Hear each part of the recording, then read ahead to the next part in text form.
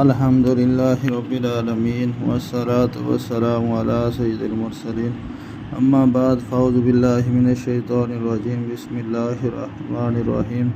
حضرت ابو ہریرہ سے روایت ہے کہ رسول اللہ صلی اللہ علیہ وسلم نے فرمایا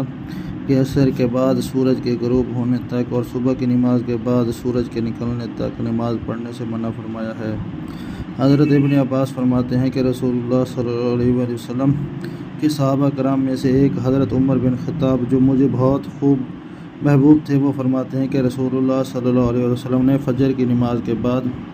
سورج کے نکلنے تک اور عصر کی نماز کے بعد سورج کے غروب ہونے تک کی نماز پڑھنے سے منع فرمایا ہے۔ اور ابو سعید خدری فرماتے ہیں کہ رسول اللہ صلی اللہ علیہ وسلم نے فرمایا کہ عصر کی نماز کے بعد سورج کے غروب ہونے تک کوئی نماز نہیں اور فجر کی نماز کے بعد سورج کے نکلنے تک کوئی نماز نہیں ہے۔ سبحان اللہ، ماشاء اللہ، جزاک اللہ جار۔